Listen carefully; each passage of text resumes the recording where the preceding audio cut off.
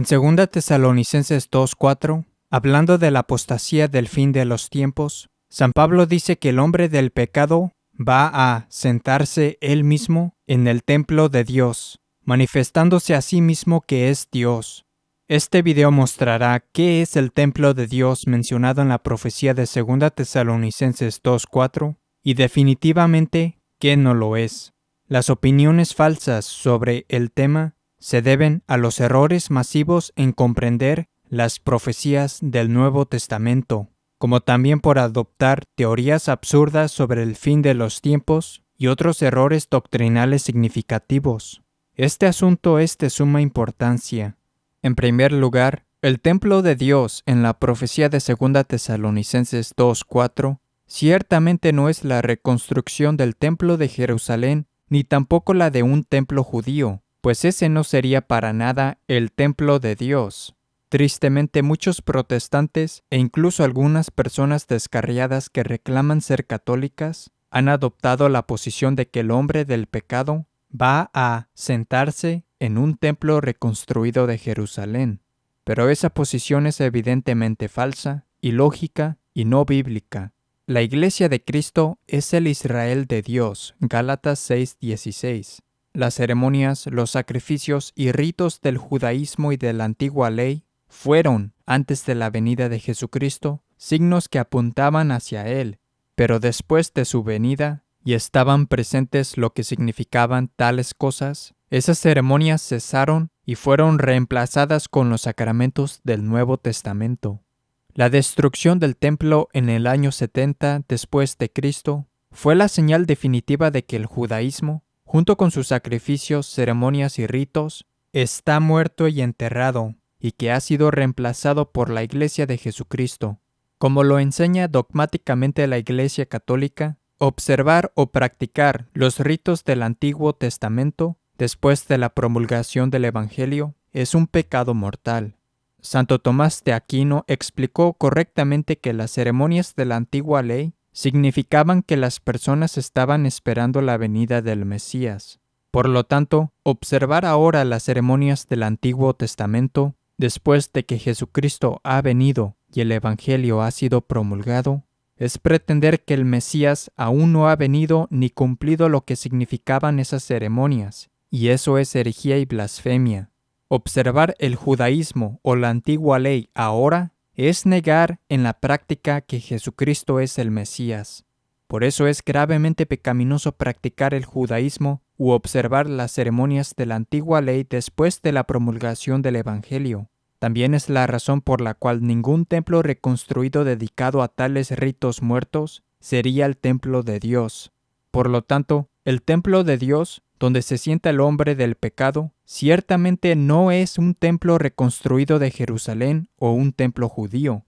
La falsa posición de que el templo de Dios será un templo judío reconstruido se conecta típicamente a la falsa doctrina de que los judíos, en el periodo del Nuevo Testamento, son el pueblo de Dios o que su religión es, entre comillas, de Dios. Y eso es completamente erróneo. De hecho, esto es herejía, una herejía sostenida ampliamente en nuestros días. Pero la Biblia es muy clara. Los verdaderos cristianos, no los judíos incrédulos, son Israel y el pueblo de Dios. 1 Pedro 2:9 destruye la noción de que cualquier otro grupo aparte de la Iglesia es el pueblo de Dios, cuando habla de los verdaderos cristianos. Cito: «Pero vosotros sois un linaje escogido, un sacerdocio real, una nación santa, un pueblo conquistado». Como podemos ver, los cristianos, no los judíos, son el linaje escogido, el pueblo de Dios. Colosenses 3:12 expone la misma verdad. De hecho, cada vez que se usa el término elegido en el Nuevo Testamento, se refiere a Jesucristo o a los cristianos. Nunca se refiere a los judíos o a una raza física en específico. Los elegidos de Dios no son aquellos que han descendido biológicamente de Abraham o que se unieron a aquellos descendidos biológicos, sino que son aquellos que han sido regenerados espiritualmente en Cristo y guardan su verdadera fe.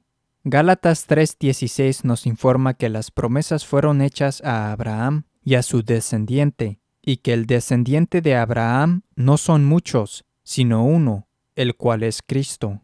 Gálatas 3:29 nos dice luego que si sois de Cristo, sois descendientes de Abraham. Esa es la enseñanza infalible de la Escritura sobre la descendencia de Abraham. No podría ser más clara. También es por eso que, en Hechos 3:23, San Pedro, hablando de Jesucristo, verdadero Dios y verdadero hombre, dice: «Y toda alma que no escuchare a aquel profeta será excluida de su pueblo». La Biblia enseña que los judíos que no aceptan a Jesucristo serán excluidos del pueblo de Dios. Por ende, cualquier casa o templo que ellos construyeran no sería el templo de Dios. Hay abundante evidencia adicional en la Escritura que podría ser citada para probar aún más que los cristianos, no los judíos, son Israel y el pueblo de Dios. Ya que estamos discutiendo el término templo de Dios en la profecía de 2 Tesalonicenses 2:4, debería hacerse hincapié en que varios comentaristas han señalado que en sus epístolas, incluyendo 1 y 2 Tesalonicenses, San Pablo apropia los términos que originalmente habían sido reservados para Israel y se los asigna a la Iglesia. San Pablo enseña que la Iglesia ha tomado la posición de Israel. Muchos pasajes prueban que los que están fuera de Jesucristo y de su Iglesia no son de Dios, no son Israel y no tienen parte con Él. Necesitan ser convertidos a la verdadera fe de Cristo para formar parte del Israel de Dios. Por consiguiente, cualquier templo no cristiano o templo judío que sea construido en Jerusalén, incluyendo alguno que se proponga ser la restauración del antiguo templo, no sería el templo de Dios. Solo sería otro templo del demonio dedicado a una falsa religión. Es por eso que los intentos de reconstruir el templo de Jerusalén han fallado e incluso han sido impedidos por eventos milagrosos. Considérese, por ejemplo, el intento hecho en el año 363 por el emperador romano Juliano el Apóstata. Muchas personas no están familiarizadas con los eventos milagrosos que detuvieron el esfuerzo de reconstruir el templo de Jerusalén, aunque estos eventos eran bien conocidos en la iglesia primitiva. Juliano el Apóstata, un enemigo del cristianismo, quiso reconstruir el templo de Jerusalén en el año 363, porque su destrucción dejaba a los judíos incapacitados para practicar la religión del Antiguo Testamento. La obliteración de su templo, en consonancia con la vida y las profecías de Jesucristo, era una prueba divina de que el Mesías había llegado y de que el cristianismo había reemplazado al judaísmo. Bueno, es un hecho, confirmado por varias fuentes, que cuando los hombres de Juliano estaban trabajando para reconstruir el templo, estallaron milagrosamente globos de fuego en la zona, la tierra se sacudió, aparecieron cruces en la ropa de los hombres y murieron personas, provocando el abandono de todo ese esfuerzo. Esto no es una mera leyenda, es un hecho histórico bien documentado. Estos eventos milagrosos y extraordinarios que impidieron la reconstrucción del Templo de Jerusalén fueron registrados por San Gregorio Nacianceno, San Ambrosio, San Juan Crisóstomo, por Sócrates y Sosomeno, que fueron historiadores de la Iglesia primitiva, entre otros. Incluso fueron confirmados por el historiador pagano Amiano Marcelino, un amigo de Juliano el Apóstata. Él declaró: repentinamente formidable erupción de globos de fuego, que brotaron uno tras otro de los mismos cimientos del edificio, o sea, el templo. Hizo el paraje inaccesible a los trabajadores, después de haber perecido muchos de ellos. Y renovándose el prodigio del fuego, siempre que volvían al trabajo, fue necesario renunciar a la empresa. Estos eventos extraordinarios que detuvieron la construcción del templo fueron muy bien documentados, tanto que San Ambrosio los usó como argumento en su carta al emperador Graciano en 380. Él no hubiera hecho eso si no hubiese tenido hechos bien establecidos. Los eventos milagrosos por los cuales Dios intervino para impedir la reconstrucción del Templo de Jerusalén son otra señal poderosa de que el Templo de Dios del Nuevo Testamento, en la profecía del fin de los tiempos, no es una reconstrucción del Templo de Jerusalén. Incluso si uno otorgara, para el bien del argumento, que Dios permitiera que se completara una estructura que pretendiera ser una restauración del Templo de Jerusalén, los hechos que hemos cubierto demuestran que tal estructura no sería ciertamente el templo de Dios, sino el templo de una falsa religión. Es por eso que en el siglo IV San Juan Crisóstomo, doctor de la Iglesia, describió correctamente a las sinagogas judías en el periodo del Nuevo Testamento no como casas de Dios, sino como alojamientos de demonios. Él consideraba las sinagogas como siendo casas de demonios y dijo que merecen menos honores que una taberna. Esto es consistente con la enseñanza bíblica en Apocalipsis 3:9, de que los judíos que rechazan a Jesucristo no forman parte de la religión de Dios, sino miembros de la sinagoga de Satanás. Así como otros que están fuera de la iglesia, ellos necesitan convertirse a la verdadera fe de Cristo para salvarse. El significado de Apocalipsis 3:9 es que los judíos que rechazan a Jesucristo no son verdaderos judíos o judeanos. Ellos no son Israel, porque únicamente los verdaderos cristianos son Israel. Los judíos incrédulos forman parte de la sinagoga de Satanás. Solo aquellos que pertenecen a Cristo son la descendencia de Abraham. Por lo tanto, suponer que el templo de Dios en 2 Tesalonicenses 2:4 será un templo judío en realidad es equiparar un alojamiento de demonios y la sinagoga de Satanás con lo que es de Dios. Por supuesto, esto es completamente erróneo. Otra prueba de que el templo de Dios mencionado en 2 Tesalonicenses 2:4 no tiene nada que ver con el judaísmo se halla al considerar el significado de templo de Dios en las epístolas de San Pablo. Incluso cuando el templo de Jerusalén todavía estaba en pie, San Pablo les dejó claro a los corintios que los cristianos habían reemplazado el templo de Jerusalén por el templo de Dios. Por ejemplo, ¿no sabéis acaso que sois templo de Dios? Porque santo es el templo de Dios que sois vosotros. 1 Corintios 3, 16-17. ¿Y qué concordia entre Cristo y Belial? ¿O qué comunión puede tener el que cree con el que no cree? ¿Y qué transacción entre el templo de Dios y los ídolos? Pues templo del Dios vivo somos nosotros. 2 Corintios 6, 15-16. Según el Nuevo Testamento, los verdaderos cristianos son el templo de Dios. La Iglesia de Cristo ha heredado la posición de Israel y reemplazó el templo del Antiguo Testamento, que fue destruido hace casi 2000 años como una señal divina del traslado de todas las cosas del judaísmo del Antiguo Testamento a la Iglesia de Cristo. De hecho, la frase templo de Dios es usada por San Pablo 4 veces, además de la de 2 Tesalonicenses 2:4. En cada caso, él se refiere a la Iglesia.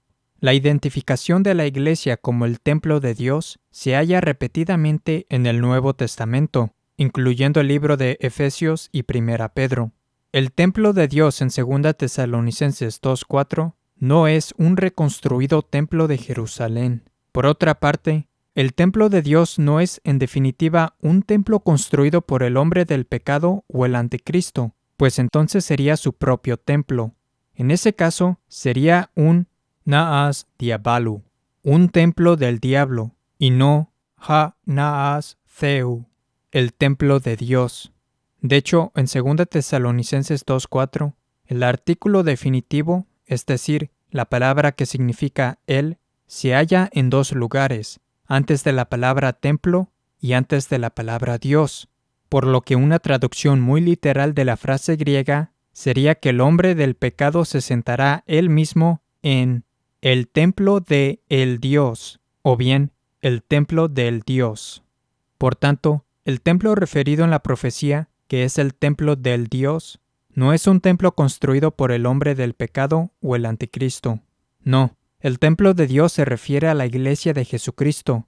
Como la profecía de 2 Tesalonicenses 2:4 dice que el hombre del pecado va a sentarse en el templo de Dios, y por supuesto es imposible que alguien se siente físicamente en la entidad espiritual de la Iglesia, la profecía indica que el hombre del pecado va a sentarse en la principal estructura física de la Iglesia de Jesucristo, Él va a sentarse en un edificio que ha sido conocido y podría considerarse correctamente como el templo universal del cristianismo. Las profecías como estas sobre el templo de Dios, claro que no podrían tener ningún cumplimiento en un mundo donde se imagina al protestantismo como siendo el cristianismo, ya que los no católicos que reclaman ser cristianos no tienen ningún templo de Dios universalmente reconocible. Para ellos, nada se destaca como un templo cristiano de Dios universalmente reconocido en donde el hombre del pecado podría sentarse. Es por eso que muchos de ellos, en desesperación, han optado por la idea patentemente falsa de un reconstruido templo de Jerusalén. Incluso muchos no católicos que rechazan la noción de que los judíos son el pueblo de Dios en el Nuevo Testamento, han adoptado la posición de un templo judío reconstruido que será el templo de la profecía, ya que ellos se dan cuenta que la profecía se refiere al hombre del pecado sentado en una estructura física que sea identificada como el templo de Dios, y que no hay nada de lo que posiblemente pueda considerarse como el templo universal de Dios en el entre comillas cristianismo no católico. Sus opiniones erróneas sobre qué podría significar el templo de Dios conduce a teorías absurdas de la reconstrucción del templo judío y del restablecimiento de ritos judíos muertos, que ellos creen deben ocurrir para que se cumplan las profecías de los tiempos finales. Sin embargo, lo que la profecía sobre el hombre del pecado sentado en el templo de Dios debería dejarles claro es que el protestantismo no es verdadero cristianismo, ya que en el verdadero cristianismo existe un templo universalmente reconocido. El templo universalmente reconocido en el verdadero cristianismo es el Vaticano en Roma, y más específicamente es la Basílica de San Pedro en el Vaticano. La Basílica de San Pedro es el templo de Dios, como veremos. Este templo fue construido en el mismo lugar donde San Pedro, el primer papa, fue enterrado. La construcción de este templo sobre el mismo San Pedro nos sirve, por tanto, como un símbolo conforme para la Iglesia, pues Jesús fundó la Iglesia Universal sobre San Pedro. Él identificó a San Pedro como la piedra. Él le dio las llaves del reino de los cielos y Él le dejó encargado su rebaño. Entonces, así como Jesucristo construyó su Iglesia Universal sobre San Pedro, fue oportuno que el templo y la estructura física más prominente en esa iglesia, la Basílica de San Pedro, también fuera construida sobre el mismo San Pedro, esto es, directamente sobre su tumba. De hecho, piénsese de esta manera. La Escritura enseña que la Iglesia de Dios es igual al templo de Dios. Bien, la Escritura también enseña que la Iglesia de Dios fue construida sobre San Pedro. De ahí se sigue, por ende, que el templo de Dios también sería construido sobre San Pedro. Y eso es exactamente lo que ocurrió con la Basílica de San Pedro, que fue construida justo encima de la tumba de San Pedro. Esa es otra indicación de que la Basílica de San Pedro es el templo de Dios mencionado en la profecía de San Pablo. Y como lo han demostrado nuestros videos, incluyendo Babilonia ha caído, en nuestros mismos días hemos visto el increíble cumplimiento de las profecías apocalípticas sobre Babilonia y la bestia en el mismísimo lugar de aquel templo, la Basílica de San Pedro. Ahora, antes de que cubramos el resto de la evidencia de que la Basílica de San Pedro es el templo de Dios mencionado en la profecía de 2 Tesalonicenses 2:4, considérese esto. El 23 de diciembre de 1929, el Papa Pío XI publicó su encíclica Quinquagesimo Ante. Esta encíclica menciona y celebra los pactos de Letrán de 1929. Como lo explica nuestro material, los pactos de Letrán, firmados el 11 de febrero de 1929, crearon el Estado de la Ciudad del Vaticano, que otorgó a los reclamantes al papado un nuevo modo de reinado en Roma, que es el reino romano del fin de los tiempos profetizado en el Apocalipsis. Los 7 reyes sacerdotes del Estado de la Ciudad del Vaticano, empezando con el Papa Pío XI, claramente son los 7 reyes romanos mencionados en la profecía apocalíptica. Las profecías encajan con ellos con precisión asombrosa, tales como la bestia Unión Europea, surgiendo cuando 5 cayeron, el 7º rey reinando por poco tiempo, la ramera de Babilonia, esta es la falsa iglesia post-Vaticano II del fin de los tiempos, vinculada con lo que eventualmente ocurrió en el estado de la Ciudad del Vaticano, una de las señales de Apocalipsis 18:2 sucediendo en el aniversario de la firma de los pactos de Letrán, un 11 de febrero, y ocurrió en cuestión de horas después de que el séptimo rey del estado de la Ciudad del Vaticano anunció la renuncia a su reinado un 11 de febrero, y hay mucho más, como lo cubre nuestro material.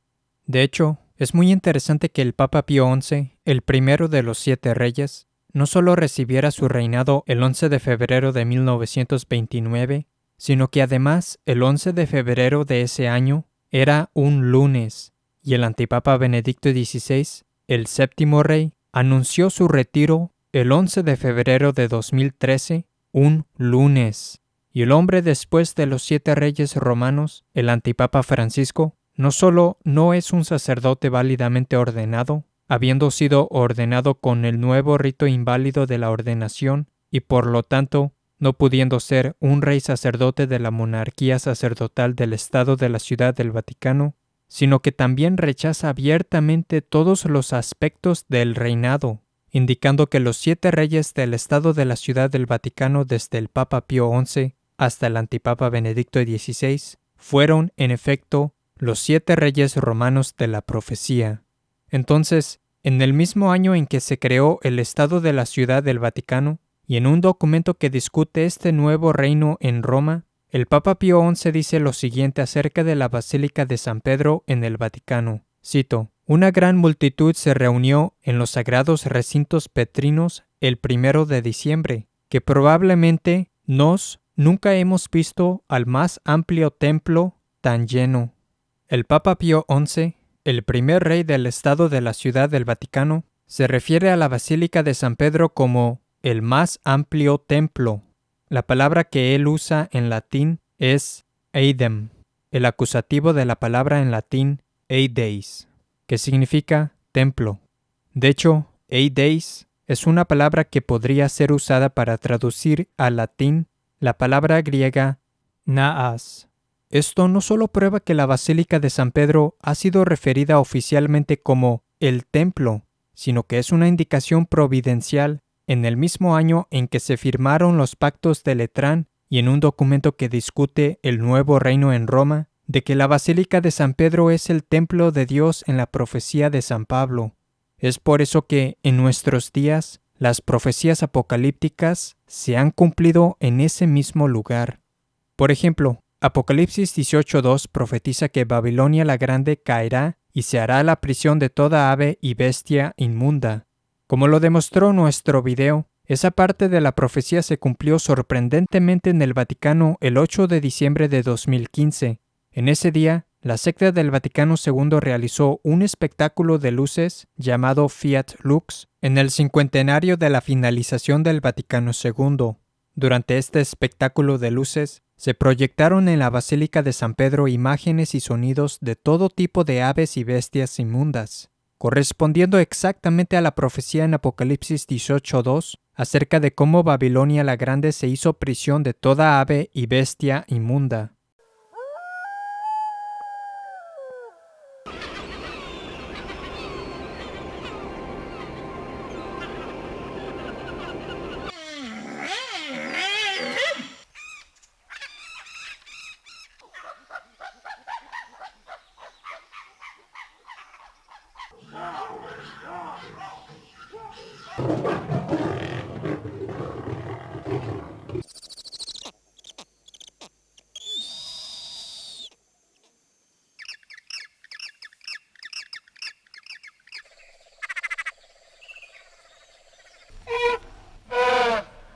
De hecho, como el video explica, la profecía usa la palabra phulakei en griego para describir cómo cayó Babilonia y se convirtió en la prisión o jaula de toda ave y bestia inmunda, y las columnas enfrente de la Basílica de San Pedro se parecen a las barras de una prisión, de manera que cuando las imágenes de los animales y las aves fueron proyectadas en la Basílica de San Pedro durante el espectáculo de luces, ellos parecieron estar en una prisión o jaula, exactamente como declara la profecía. Eso significa que el cumplimiento de la profecía estaba conectado con las características específicas de la Basílica de San Pedro, el templo de Dios. El espectáculo de luz en la Basílica de San Pedro fue un sorprendente y directo cumplimiento de lo profetizado en Apocalipsis 18:2, y el evento simbolizó la caída de la ciudad de Roma en la inmundicia y apostasía durante los días finales, como resultado de que el templo de Dios y Roma fuesen apoderados por los antipapas del Vaticano II y su falsa iglesia del fin de los tiempos, la secta del Vaticano II, que es lo que generalmente tratan las profecías sobre la ramera de Babilonia. Además, nuestro video demostró cómo la otra parte de Apocalipsis 18:2, con respecto a que cayó Babilonia hacia los demonios y todo espíritu inmundo, también fue cumplido increíblemente en el mismo lugar, la Basílica de San Pedro, en el día cuando el séptimo rey del Estado de la Ciudad del Vaticano, el antipapa Benedicto XVI, anunció su renuncia, el 11 de febrero de 2013. La señal que indicaba que cayó Babilonia hacia los demonios y todo espíritu inmundo fue rayo, el doble golpe de rayo que tocó la cima de la Basílica de San Pedro en un día crucial para las profecías de los tiempos finales. Esto corresponde exactamente con lo que Jesús dice en Lucas 10:18, de que Él vio a Satanás caer como un rayo. Y cuando usted compara los contextos de Lucas 10:17-20 con Apocalipsis 18:2, el paralelismo es absolutamente innegable. Ambos pasajes hacen referencia a los demonios, a los espíritus inmundos y a Satanás cayendo en un lugar específico. Lucas 10:18 nos dice que la señal de que Satanás cayó una vez fue como un rayo. Tiene perfecto sentido entonces que la señal de que cayó Babilonia hacia los demonios y todo espíritu inmundo, en otras palabras, de que Satanás cayó 2 veces, una en la forma de demonios y otra en la forma de todo espíritu inmundo, fuese rayo. Y el cumplimiento de la profecía se vuelve aún más específico e increíble, porque la cúpula de la Basílica de San Pedro fue construida precisamente sobre el altar mayor y la marquesina de bronce marcando la tumba de San Pedro. Así, la cúpula marca el lugar exacto donde se halla San Pedro, y en 1 Pedro 5:13 se define infaliblemente que el lugar preciso de Babilonia es la iglesia de San Pedro y el lugar donde se halla San Pedro.